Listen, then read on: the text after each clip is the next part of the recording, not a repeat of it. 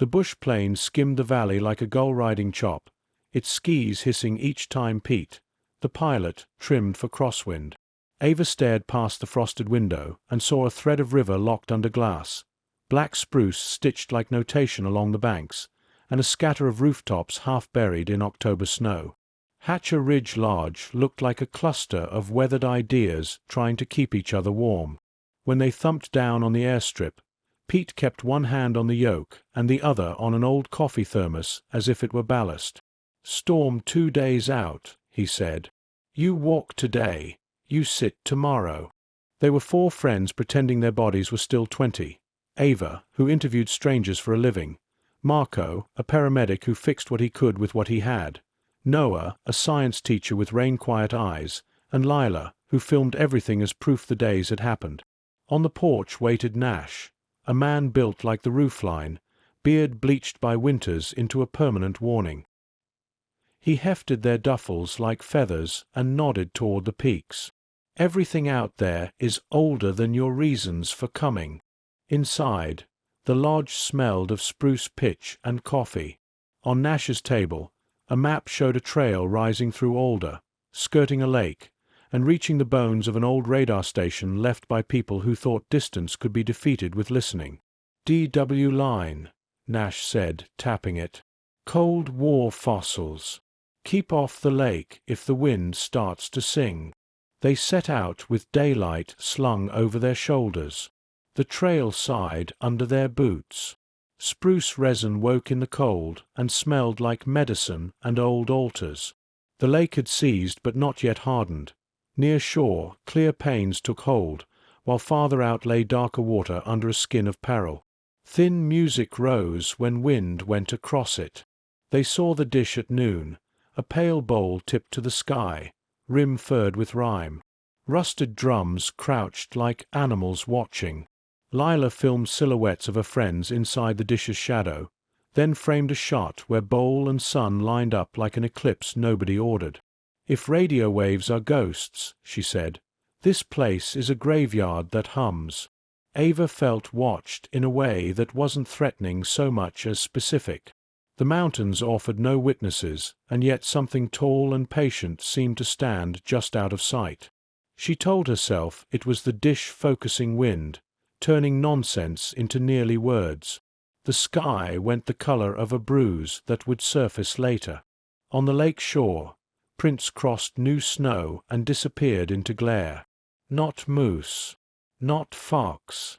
5 long toes splayed like leaves, no claw marks, heel narrow, stride child short, path arrow straight over places Ava wouldn't test with a thrown rock. "Somebody's kid," Noah said. Marco crouched, measuring with a glove. "Barefoot," he said. No one answered. It was almost dark when they returned. Nash listened without blinking while they described the prints, then turned the VHF to channel 16 and set the microphone on the windowsill. Wind felt along the eaves like fingers learning a door. The aurora opened overhead, green cloth shaken and laid down. Later, after the generator cut and kerosene took the place of electricity, Ava woke to a voice woven through the static. High, soft, certain. 3-2, it said, counting itself like a heartbeat. 3-2. "I can see your house from the lake." Ava sat up, heart racing, and watched the radio blink like a tiny, patient eye. By morning the mountains were gone, erased by a steady white that braided the air and settled with intent. Nash stood at the window, mug trapped in both hands. "We ride it out," he said. "Stay off the lake. When pressure drops, the ice makes its own weather." The generator dipped, steadied, then faltered and returned like a heart with a new murmur. Lila filmed the dimming as if she could bargain with it. "One more day of exteriors," she said. Ava watched her breath tremble. Noah stacked cans into neat walls. Marco sharpened his multi-tool. "Storms end," he said. "People don't if they get stupid." At noon the VHF coughed. "Aurora 3-2 position." Static scoured the rest. Then a voice clear as ice. "I can see your house from the lake." Nash keyed transmit. "Aurora 3-2, Hatcher Ridge Large. State your situation." Over. The only reply was the hush of falling snow and a far boom from the lake. "Aurora could be a sled," Noah said. 3-2 a model. "Or a person," Ava said, remembering the prints. Lila zoomed onto the radio like it might blush. "Whoever it is keeps using our view." Afternoon never fully arrived. Wind bullied the eaves. The timbers answered with old complaints. Marco and Noah fetched wood and came back glazed white. "Lake's talking," Marco said. "Pops and bell tones, like bottles." "Thermal stress," Nash said. "Ice sings when the world squeezes it." Near dusk the generator quit. Lantern light made the room a small boat. They ate stew by headlamp, snow hissing on the stove when Nash opened the door. Lila filmed the tiny weather of steam over bowls. Then the radio cracked again. 3-2. "I'm cold." The voice wasn't a child's now. It was many ages braided into one throat. Ava grabbed the mic. "Where are you?" "Look for light." Nash set a hand over hers and took the mic. "Aurora 3-2. Key twice if you're on the lake." Over. Two soft clicks came back like a tongue against teeth. Nash's jaw worked. "We're going," he said. They layered up until motion felt ceremonial. Marco slung a rescue sled and a coil of rope. Noah packed a tarp, flares, and extra gloves. Lila sealed her camera in a bag, tucking it close as if it were a newborn. Nash handed Ava a spare radio. "Rule 1, he said softly. "Snow eats distance. Tie in. Count steps. If a voice calls your name, count again. Sometimes your own breath sounds like words." He smiled without his eyes. "If you doubt your feet, sit. Shame thaws faster than frostbite." They stepped into wind that sanded exposed skin. The lodge shrank to a rectangle of honey light the storm kept trying to lick away. The rope ran Nash to Ava to Marco to Lila to Noah, an umbilical of trust. A faint aurora seeped through cloud, a lantern in milk. At the tree-line Nash paused, counted his anchors with a single look, then tested the shore ice with his pole. The lake answered in long steel notes that climbed their bones. The radio clicked twice again, closer than before. Nash said nothing. He led them onto the held breath and into the white that wanted to be forever. The snow devoured their headlamp beams, but sound carried. Rope creaking, fabric rasp, a fox bark. Ava counted. 50, 90, 100, building a ladder of numbers she could climb. Behind them the lodge light dissolved. Ahead, the white opened like a door that slowly stopped opening, and the lake sang a note that meant keep going. They were 5 dots in a snowing world, joined by a rope that hummed with each pull. The spruce were black fingers. The snow swallowed light but not sound, the creak and boom of ice bending somewhere far, the whisper of drift over crust, their own breath like small engines. Ava kept counting, 50, 90, 100, then reset, making rungs for the mind. The lake edge appeared as a darker idea of dark. Nash tested with his pole, then stepped out like a man onto a held breath. Under the snow the ice sang a long steel note that lived in bone. They followed, Nash, Ava, Marco, Lila, Noah. The radio clicked twice. Ava said, "Aurora 3-2, we're coming," and felt silly talking to a number. Headlamps found a shallow depression 20 yards ahead. Not a simple boot print, an oval with 5 distinct toes, narrow heel, a splayed reach like leaves.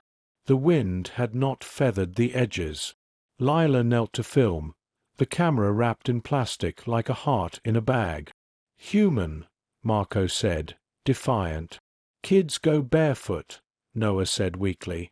Nash's voice went neutral. Some do. Not here. Not today. Something flashed under the ice. Ava thought bubble, fish, trick of light.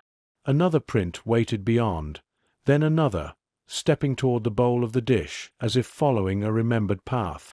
The radio popped once without voice, like the breath between sobs. Ava keyed the mic. Call again, she said.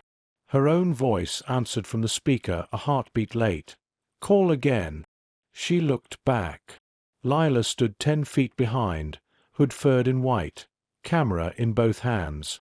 I didn't say it, Lila called, voice small against the wind. Nash lifted a gloved finger. Still. The wind eased. In the slack they heard a murmuring that could have been a person talking softly about snow angels and numbers, and how the cold peels names from your teeth, or could have been snow running grain by grain over ice. The dish rose from the storm like a fossilized ear. They came off the lake and into wind-scoured drifts where the ground showed through in hard black seams. The DW station crouched, doors chained, windows cataract with ice. Rusted drums lay half-buried. Nash tried the door. The chain hummed a low iron vowel. Inside, Marco said, reading the sound for meaning. Or it's the dish, Noah said, pointing. The great bowl wore a rime beard. Wind used it like a throat. Every gust produced almost language that shrank when you faced it and returned when you turned away. Lila stepped closer, composing a shot. Her boot went out from under her on glare ice masked by drift. She pitched forward, struck the rim of a drum, and vanished into a hole the size of a manhole cover. Everything drew a clean, sharp breath. The rope snapped taut. Ava went to her knees and crawled, hands clawing snow that felt brittle as shell. Marco dropped flat and braced, legs spread, ice axe biting shallow. Noah sobbed her name into his scarf. Nash heaved on the line in long, disciplined pulls learned in other winters with other strangers. I've got her! Marco yelled, voice cracking. A glove breached, then Lila's elbow, then her whole slick self, teeth clacking. They hauled her onto the snow and rolled her onto the sled. Blood slicked her temple. Her eyes focused like a lens finding range. I'm okay, she lied. Nash cut her hood free where it had frozen to the drum. Don't move. A voice came on the radio, braided of many voices, certain and lost. Home, it said. 3-2. Nash's jaw tightened. He looked from dish to lake to faces and chose the only road that wasn't a cliff. We go back now, he said. The wind shifted, flakes turning smaller, faster, like ground glass. Lila's lips shaped numbers, 3-2, 3-2. Behind, the dish spoke again in their own tones, a family speaking through one unfamiliar mouth. They hauled Lila onto the sled. Her face was chalk and sweat, blood slicking her temple in a slow thread. I'm okay, she said, lying like a promise to her future self.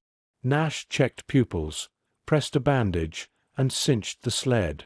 We go back now. What about the voice? Noah asked, breath hitching. Maybe they are out there, Nash said. Maybe they're in our heads. Either way, they don't freeze if we leave, and you do if we stay. They turned toward the lake. The wind had shifted. Flakes came smaller, faster, like ground glass. The dish kept speaking in barely speech. Ava counted. 50, 90, 100, each number a rung on a ladder hung in white. The rope twitched as if someone had tugged from between them. Who's on my line? She snapped. 2 faint clicks answered from the radio. She didn't look back. She made the world small enough to hold. Breathe, step, count. The lake took them with a groan that seemed to come from inside their ribs. Somewhere left, ice popped like a knuckle. The headlamps made a room around faces and erased the rest. Lila mumbled numbers. 32, 32. Noah sobbed once and swallowed it down into mere weather. Something stood at the edge of light to Ava's right, a person with hair blown straight back and a parka too thin for this world. Bare feet, toes splayed like pale leaves, planted on the ice like it had offered itself. The figure raised a hand, palm out in a greeting older than speech. "Ava," it said, a voice that could have been wind over a hollow or her little sister's echo from a corn maze years ago. "Don't stop." She didn't. She counted. The rope came alive again. The shape stepped backward into unlight and thinned to a stain she could remember but not describe. They found the shore not by seeing it, but by tripping over it. Trees welcomed like furniture in a known room. The rope went slack. Inside the lodge the room answered with wet wool and propane. They eased Lila by the fire. Steam lifted from her jacket. Nash cleaned the cut and made her drink sweet tea. Noah cried openly now. Marco shut down to knife silence. The radio lay on the table, black and patient. It clicked once, twice. "Home," said the soft child's voice. Now Ava heard the harmonics. The dish, their breath, their own words caught and thrown back by a bowl big enough to hold hurt. She turned the volume down until only the ordinary hiss of space between stations remained. It sounded like snowfall from inside a warm room, like nothing, like peace. Morning arrived as a sky the color of a healed bruise. The storm lay down. Pete did not come. The strip would need to be cleared, the wind to lose interest. Nash took them to the lake after breakfast, as if to show kids the slide was just a slide. The prints were there, preserved in hard detail now, each toe precise. Beside them an old boot print overlapped, the same length, the same spread at the ball. The wind had carved the boot's arch into something like toes. "Pareidolia," Noah said, sounding relieved to have a word to carry a weight. "Wind work," Marco agreed, though he didn't quite look convinced. Lila watched the footage she'd taken. The voice on the tape was theirs, chopped and rounded by the dish and the wind. In one frame, the moment she fell, a reflection in the drum's metal curved Ava's face twice, open-mouthed, like a twin she'd smuggled in without permission. Ava didn't mention the figure on the ice. She couldn't fit it into daylight without breaking something else. That evening the aurora returned, moving overhead like breath. Ava stepped outside alone. The lake was quiet. The dish was a dead ear. In the stillness she thought about search patterns and old experiments. Nash had said the station once bounced signals off the sky to learn what the sky was willing to say. Maybe the bowl had thrown their own distress back at them with the sincerity of echo. Maybe the storm had carved a foot from a boot and walked it across their fear. Maybe someone lived out there who only looked small at a distance. She raised a hand to the empty lake, palm out, and felt foolish and comforted at once. Then she went inside. They waited out the week. No one spoke about rescue. When Pete finally came, he looked at their faces and didn't ask. Alaska filled the windows again, patient and old. As the plane climbed, Ava counted 50, 90, 100, then stopped and let the world count them instead. The mountains watched without comment, old as weather, waiting.